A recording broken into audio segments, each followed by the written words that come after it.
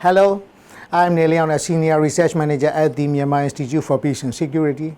Today I would like to discuss the impact of conflict on civilians and the direct seizure we recorded in 2019. Firstly, let's look at these two numbers. The first one is nationwide conflict-related civilian deaths, and the other one is the number of civilians wounded as a result of conflict-related incidents in the country. The major causes of civilian casualty are crossfire, mine or IED, targeted killing and injury or death and detention.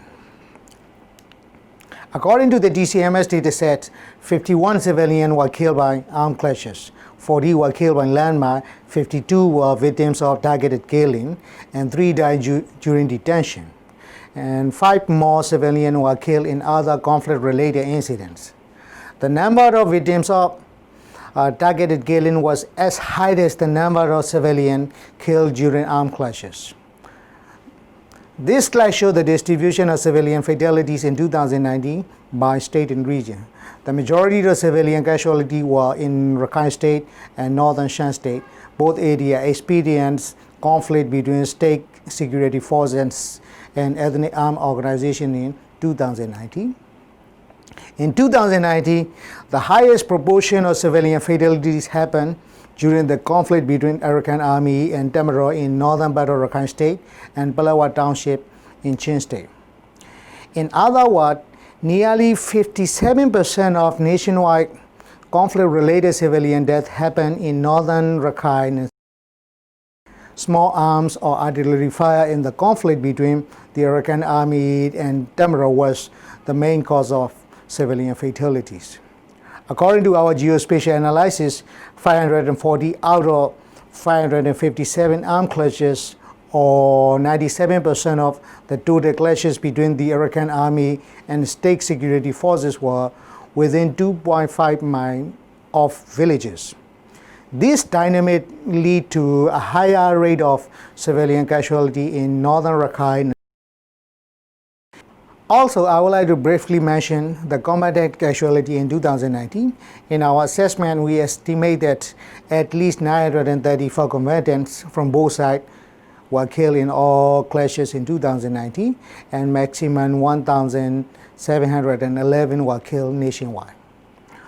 As the intensity of conflict increased, the government restricted internet access in 9 townships in Rakhine and Chin State.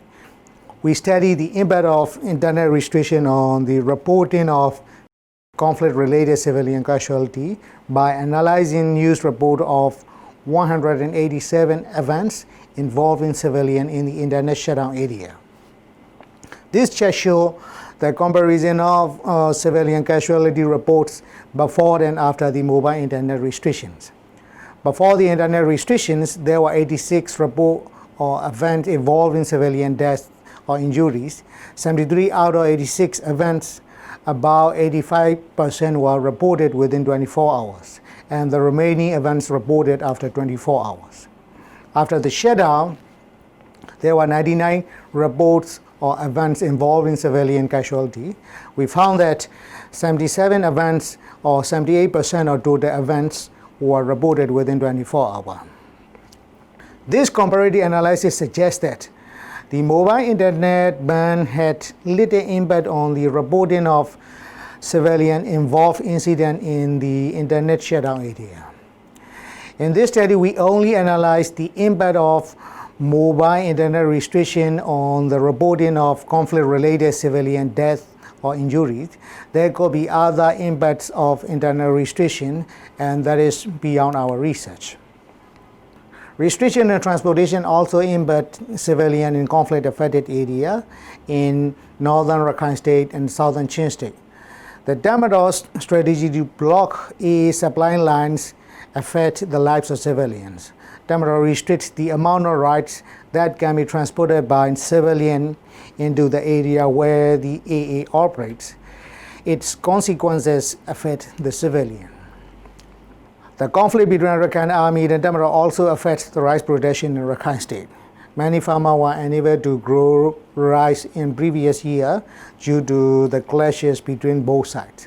Although the conflict impacted the rice production, Rakhine State was able to produce a sufficient amount of rice for consumption in 2020. However, people from mountainous area will continue to face shortages. Now, I would like to discuss the drug seizure in 2019 by using the information we log in the DCMS dataset. Production and trafficking of illicit drugs play a key role in revenue generation of arms at Myanmar. Our conflict monitoring system tracks the reported seizures of drugs and precursors across the country. We record drug seizure with 1,000 or more tablets for methamphetamine and an equivalent amount for other drugs. This helps us understand the pattern of medium and large drug seizure and trafficking routes. This data will show the comparison of drug seizure in 2018 and 2019 by major substance category. Compared to 2018, the number of seizures in Rakhine State dropped by 56%. As the intensity of conflict between Arakan Army and the Damaro escalated in Rakhine State in 2019, the Damaro blocked the supply routes of the Arakan Army, which made trafficking through Bangladesh increasingly not feasible for drug smugglers. Meanwhile, the Tanindai region had emerged as a new trafficking hub in Myanmar. Renewed crackdowns on trafficking in Thailand and the inability of smugglers to use Rakhine State for maritime trafficking could be the key factor that influenced this trend. Drug production and smuggling in Myanmar had become increasingly complex and sophisticated. At this moment, the supply chain involved different entities, including investor, security provider, producer, foreign technicians, and smugglers.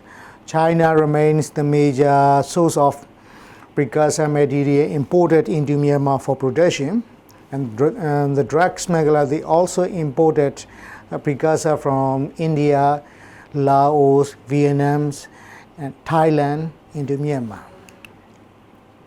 Some ethnic armed organizations and militia allowed international drug syndicate to manufacture drugs in their area of control in their community, and they also provide security of drug production facility.